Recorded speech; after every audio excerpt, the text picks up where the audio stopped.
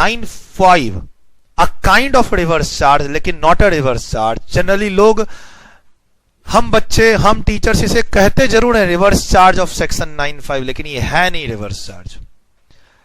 Liability to पे GST shift करती है इससे थर्ड पर्सन पे। 3 लोग हैं इसमें, और इसका भी रेफरेंस हमें किस चैप्टर में मिला हुआ है? सेक्शन 24 रजिस्ट्रेशन चैप्टर में डिटेल्ड शायद डिस्कशन। 2 घंटे तक लगातार हम किसके बारे में डिस्कस कर रहे थे? इलेक्ट्रॉनिक कॉमर्स ऑपरेटर 3 तरह के होते हैं, एक 95 वाला, एक टीसीएस वाला और एक नॉर्मल वाला। जनरली ना रिवर्स चार्ज के लिए बोला जाता है 3 सेक्शन है, 93, 94, 95। मैं कहता हूं 2 ही है, 93 and 94। Don't count it in reverse charge. Although ये सप्लायर से जीएसटी पे करने की लायबिलिटी को शिफ्ट जरूर करता है किसी और थर्ड पर्सन पे। रिवर्स चार्ज में क्या होता है? सप्लायर से रेसिपिएंट, लेकिन ना तो यहां सप्लायर इन्वॉल्व है न रेसिपिएंट, कोई थर्ड पार्टी इन्वॉल्व है। बोला सर एग्जांपल क्या है? ओला उबर की सर्विसेज में सप्लायर कौन है? टैक्सी वाला जो टैक्सी चला रहा है। रेसिपिएंट कौन है? हम और आप जो अपने घर से एयरपोर्ट गए। लेकिन अल्टीमेटली जीएसटी कौन दे रहा है? ओला और उबर वाला। 2 सर्विसेज पर वो जीएसटी दे रहा है। एक तो टैक्सी वाले ने 1000 रुपए का बिल आया, 1000 रुपए का बिल में सारा टैक्सी वाले का कमाई या ओला का भी कमाई? तो टैक्सी वाले का 800 और ओला वाले का 200, ऐसा मान लो। तो 800 पे भी जीएसटी ओला वाला ही देगा और 200 रुपए पे भी जीएसटी ओला वाला ही देगा। अपने घर से नहीं देगा, अरे उतना रुपया कम करके उस ड्राइवर को देगा। अपना कमीशन काटेगा। 1000 रुपए का बिल है, अपना कमीशन का जीएसटी, और जो टैक्सी वाले का जो जीएसटी है वो सब रख के बैलेंस पैसा उसको सेटल कर देंगे। तो सर सोचो ना 95 का पर्पस क्या है? छोटे टैक्सी वालों को जीएसटी के दायरे से बाहर निकाल देना। वो छोटा था गली मोहल्ले का, वो बड़े ब्रांड पे काम कर रहा है, कम से कम महीने का 70-80 हजार रुपए का प्रॉफिट कमा रहा है वो ओला और उबर वाला। लेकिन गवर्नमेंट चाहती है कि उसका कंप्लायंस वो ऐप कर दे। तो ओला तो इंडियन कंपनी है, उबर निकली विदेशी कंपनी। बोलती है क्या हमारा तो इंडिया में ऑफिस ही नहीं है। तो बोला फिर ऑफिस नहीं है तो आपका कोई रिप्रेजेंटेटिव होगा? नहीं है तो अपॉइंट करो। जीएसटी चाहिए तुम्हें से, हम टैक्सी वालों के पीछे नहीं जाएंगे। और 95 में जो देखो, तुम पोर्टल पे बैठ के गुड्स भी ले सकते हो और सर्विसेज भी ले सकते हो। ऑनलाइन ऐप के थ्रू, मोबाइल ऐप के थ्रू तुम काफी सारे गुड्स की फैसिलिटी भी ले सकते हो। घर पे टीवी चाहिए वो भी आ जाती है, ठीक है। सर्विसेज भी n नंबर तरह की सर्विसेज लेना चाहते हो मिल सकती है। ट्यूटर्स भी अवेलेबल है, होम ट्यूटर्स का ऐप, ड्राइवर का ऐप भी अवेलेबल है।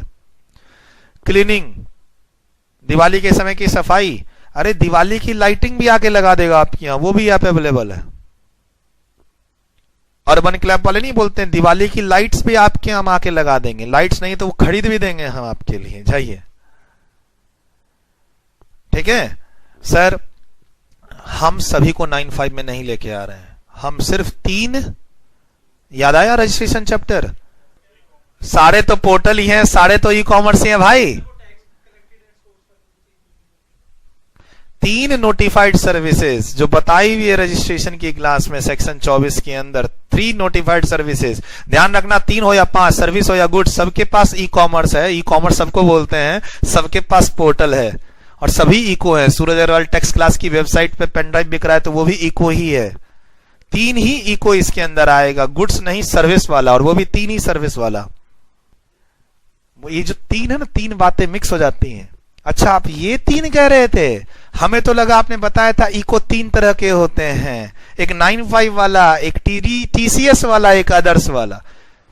वो जो बच्चा बीच बीच में बोल रहा है 3, वो 3 मिक्स हो जा रहा है। जहां जहां 3 पढ़े सब वही, सब इको है, ऐसा कोई बात नहीं। मौका मिल रहा है रिवाइज कर लीजिए, मौका मिल रहा है रिवाइज कर लीजिए। सर वो 3 नोटिफाइड सर्विसेज, हाँ अगले पेज पे नहीं जाना अभी तो इस पेज का काम ही नहीं हुआ है। सर 3 सर्विसेज तो अगले पेज पे आ ही रही हैं, याद करना ही है। लेकिन पहले ये लैंग्वेज पूरा थियरी में आता है, 95 पूरा लिखना आता है। बगल में एक लाइन अच्छी से ड्रॉ कर लो, एकदम स्ट्रेट जाने दो। Very important theory question, discuss the taxability of ECO, discuss the taxability of ECO, लिख लो, discuss the taxability of ECO under GST.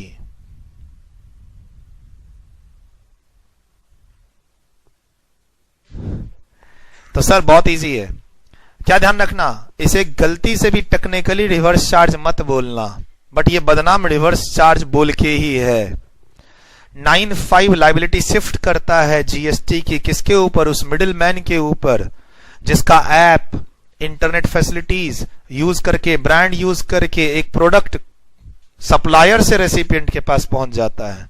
Sir हम तो खाना भी मंगवाते हैं, ठीक है, उबर ईट्स पे, और कौन कौन से पोर्टल है, स्विगी है, जोमैटो है, इन सब की चर्चा यहां नहीं है, गुड्स की बात ही नहीं हो रही है, किसकी बात हो रही है, सर्विसेज।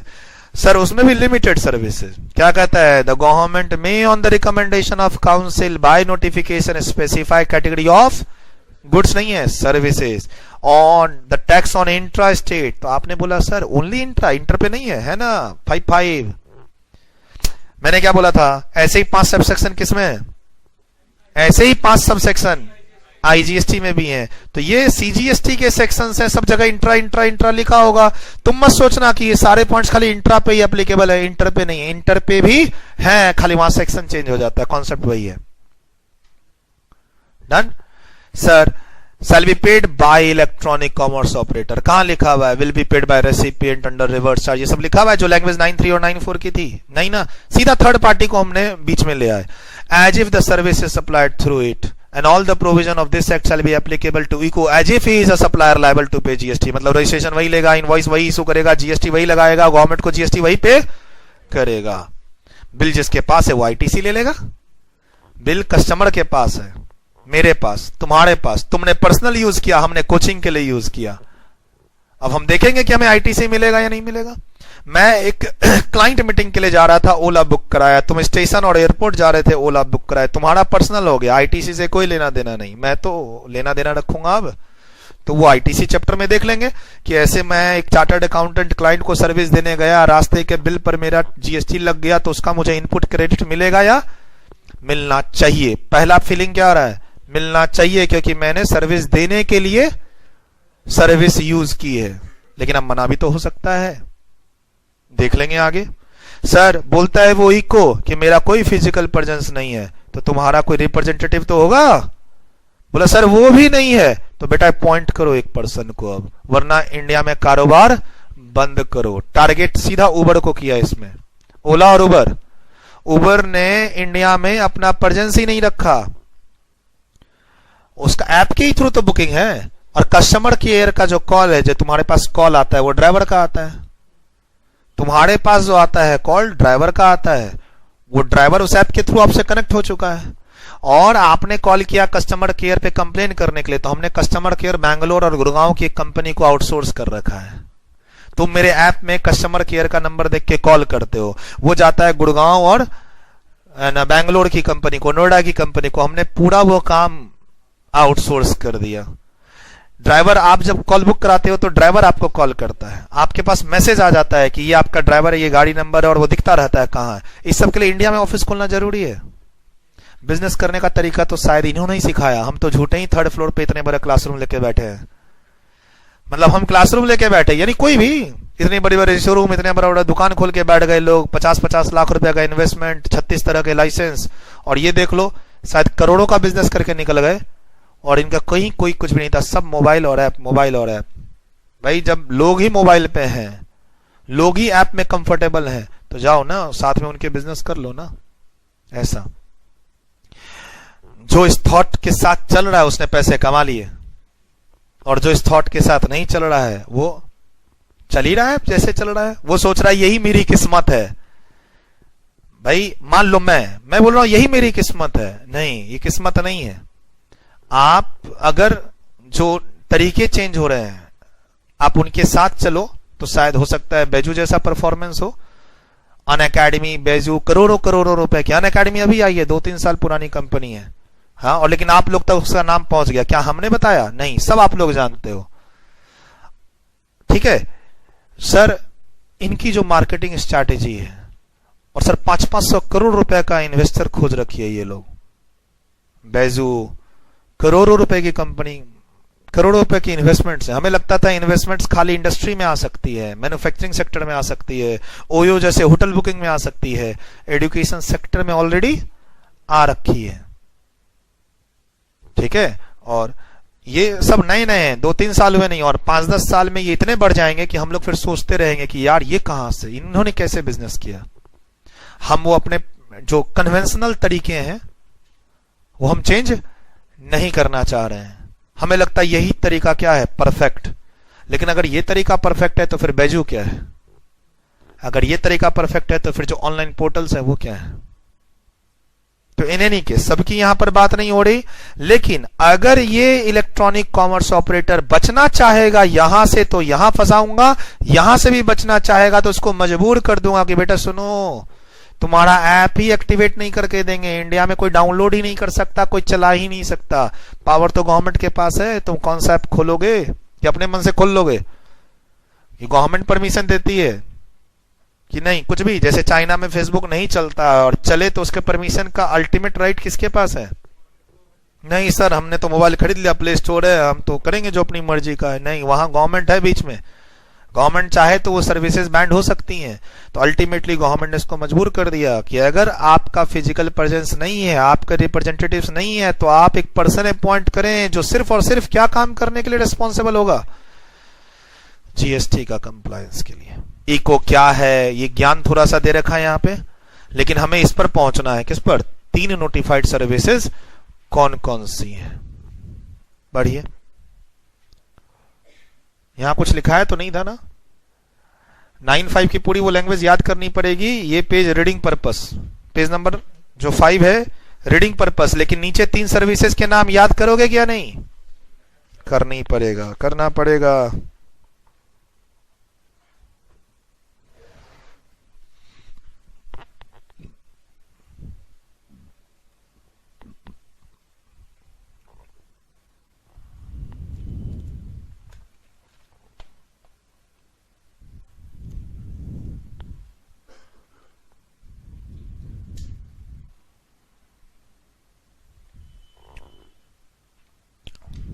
इसमें तो कॉमन चर्चा हो रही है, इको कौन है, गुड्स और सर्विसेज दोनों की चर्चा हो रही है, और बताया जा रहा है कि प्रोडक्ट का आप ऑर्डर प्लेस करते हैं, पैसा कलेक्ट इको करता है, और गुड्स आपके पास कहीं ना कहीं सप्लायर से आ जाता है। हाउएवर सर्विसेज नोटिफाई कर रखी हैं जिसमें इको खुद कंप्लायंस करेगा। सर आप पोर्टल पे सैमसंग का टीवी खरीदे हो, जो हमारा रजिस्ट्रेशन चैप्टर में बात हुआ था, आपने ऑनलाइन पोर्टल flipkart.com पे एक टेलीविजन परचेज किया 40,000 रुपए का, ऑर्डर दे दिया अमेजन पे या फ्लिपकार्ट पे। वो टेलीविजन जो है वो पोर्टल वाले भेजेंगे या उसके पीछे वेंडर भेजेगा, वेंडर भेजता है, और उसका जीएसटी भी वो वेंडर ही देता है।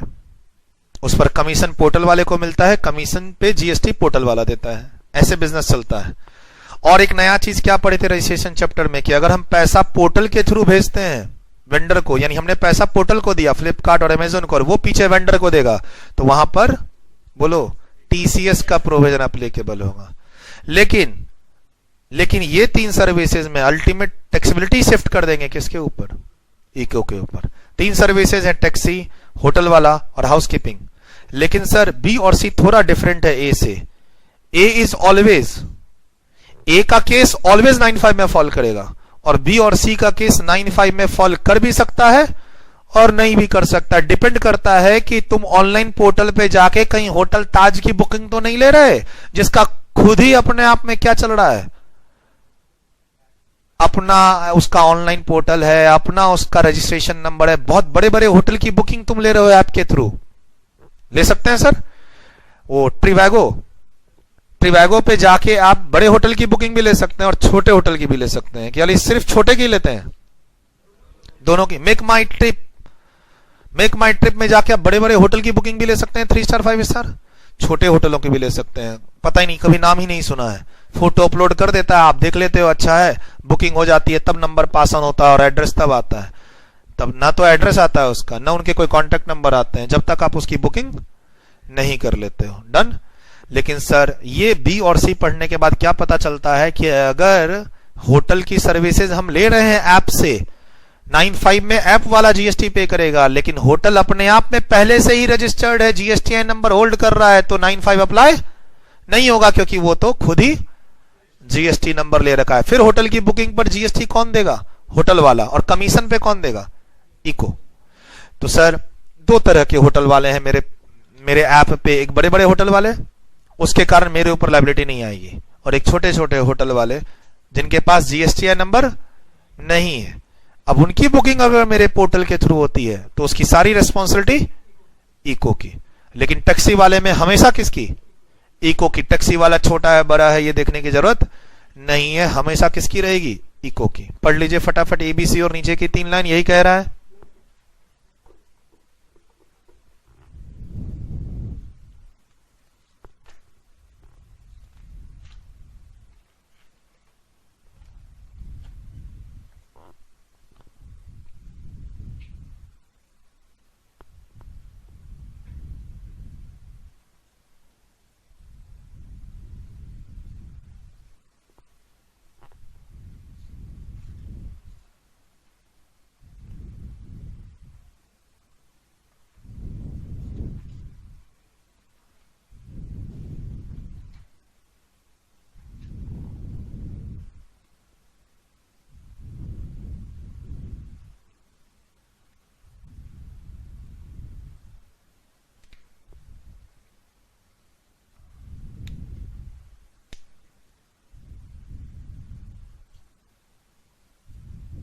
है ना, वही सब है, कुछ नया इसमें मिला?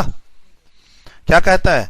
एक तो transportation of passenger by radio taxi, motor cab, maxi cab, motorcycle भी है इसके अंदर, है ना सर। ये जो टैक्सी वाला है, टैक्सी वाले के पास अपना भी टूर एंड ट्रेवल्स का काम है और उसका जीएसटी नंबर है उसके पास, और टूर एंड ट्रेवल्स में बुकिंग हुई तो ठीक, वरना अपनी टैक्सी ओला उबर पे चल रही है, ऐसे समझो। अपनी खुद की ट्रेवल एजेंसी है, जीएसटी नंबर ले रखा है, आप हमारी ट्रेवल एजेंसी में विजिट कीजिए, वो गाड़ी आपको लेके निकल चलेगी बाहर, शिमला, कुल्लू, मनाली। और नहीं तो फिर ओला उबर का मीटर ऑन है, मोबाइल ही तो ऑन रखना है। अरे ओला और उबर पे गाड़ी अपनी चलाने के लिए खाली आपको कुछ नहीं करना, अपना मोबाइल ऑन कर दीजिए, गाड़ी अपने आप चल पड़ेगी, बुकिंग वुकिंग आना शुरू हो जाएगा। तो सर लेकिन ध्यान रखिएगा, ये जो टैक्सी वाला है जिसके पास जीएसटी नंबर हो या ना हो, रेडियो टैक्सी की सर्विसेज यानी ऐप के थ्रू बुकिंग हुई है तो उस पर जीएसटी हमेशा ऐप वाला ही देगा। लेकिन होटल की बुकिंग में 95 नहीं लगेगा अगर वो होटल वाले का खुद का रजिस्ट्रेशन है टर्नओवर बेस्ड, 20 लाख से ऊपर और 10 लाख से ऊपर, ठीक है। टर्नओवर बेस्ड रजिस्ट्रेशन उसने खुद ले रखा है तो 95 मत लगाना। ऐसे ही हाउसकीपिंग की सर्विसेज पे 95 लगेगा, लेकिन कब? जब वो रजिस्टर्ड ना हो तब, सप्लायर ऑफ सर्विस रजिस्टर्ड ना हो तब। यही फाइनली कह रहा है, बी और सी में जो वेंडर सप्लायर हैं वो अगर खुद अपने आप रजिस्टर्ड हैं 22 में, तो फिर 95 में रिस्पॉन्सिबिलिटी जीएसटी पे करने की पोर्टल पे इको की नहीं है। तू तेरा मैं मेरा, होटल की बुकिंग का चार्ज वार्ज का जीएसटी तू पे कर दे, और मुझे जो कमीशन मिलेगा तुमसे इस बुकिंग का उसकी जीएसटी मैं पे कर दूंगा। लेकिन इस टैक्सी वाले में 200 का कमीशन का जीएसटी मैं ही पे करूंगा, और 800 रुपए का जो वो टैक्सी वाला कमाया है उसका जीएसटी रेट का जीएसटी भी मैं ही पे करूंगा। बोला सर इसमें तो ओला उबर को नुकसान होगा। नहीं रे बाबा, सारा पैसा काट कूट के उसको दूंगा ना ड्राइवर को।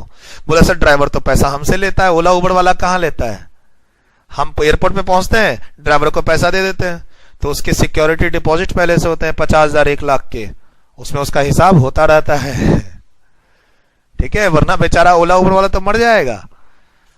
ओला और उबर से तुम ट्रेवल किए, एयरपोर्ट पे गए, 1100 का बिल आया, तुमने 1100 रुपए उसको दे दिए, तो ओला उबर कहां से आ गया बीच में? सर उसका अपना एक अकाउंट चलता है, सेटलमेंट कर करके पैसा देना पड़ता है उन लोगों को, पहले से रिजर्व चलते हैं 5 लाख 10 लाख 50,000 वॉटेवर जो भी है। अरे कभी सफर करो तो पूछ लेना टैक्सी वाले से, पता चल जाएगा सब। हम तो ऑटो तक वालों से पूछ लेते हैं कि ये ऑटो नया कैसे लग रहा है, लाइसेंस तो दिल्ली में मिल नहीं रहा है, तो सब बताता है 4 लाख में खरीदे हैं, यहाँ जाना पड़ता है पुराना ऑटो लेके, चाहे अपना हो या चोरी वाला। पुराना एक ऑटो लेके जाइए, उसकी जगह नया ऑटो निकाल के देगा वो। ऐसे ऑटो की लिमिट पे ऑटो के नए लाइसेंस नहीं मिल रहे हैं, तो हमने पूछा आपका नया ऑटो कैसे है? अब सफर 1 घंटे का था, ऑटो लिया हुआ था, अब क्या करें, उसी का बिजनेस ही समझ लेते हैं। तब पता चला कि भाई जो पुराना खटारा ऑटो है वो हम लोग खरीदते हैं पहले 30-40 हजार रुपए में, उसके बाद उसको जाके रिप्लेस करवाते हैं, और वहां रिप्लेस में मोटा पैसा देना पड़ता है, फिर वो कंपनी से नया ऑटो निकल के आता है उसकी जगह पे, और फिर हम लोग चलो चलो धन्नो बसंती गाना वाना लगा के चल पड़ते हैं। बेचारे सुप्रीम कोर्ट ने शायद कह दिया है गाना वाना नहीं चला सकते हैं अब आप, लाउड म्यूजिक हाँ ऑटो और बस और ट्रक इन सब में, लेकिन चलाने वाले तो चलाएंगे। थोड़ा सा दिल्ली से बाहर निकलो और झूमते रहो फिर, है ना, हॉर्न बजाने की जरूरत ही नहीं है भाई साहब। चलिए ये हो गया हमारा कंप्लीट, डन। तो ये याद रहेगा कि नहीं ये वाला पॉइंट?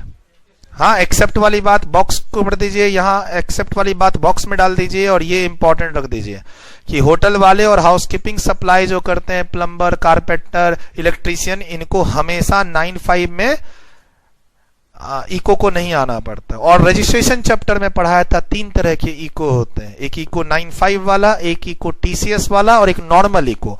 नॉर्मल इको कौन है? जैसे मैं अपना प्रोडक्ट अपनी वेबसाइट से बेच रहा हूं, तो ये नॉर्मल बंदा, मैं आपके जो फेस टू फेस का पैसा है वो, और ऑनलाइन जो मेरे पोर्टल पे सामान बिकता है वो पैसा, दोनों जोड़ता रहूंगा जोड़ता रहूंगा जोड़ता रहूंगा, 20 लाख क्रॉस करते ही क्या ले लूंगा?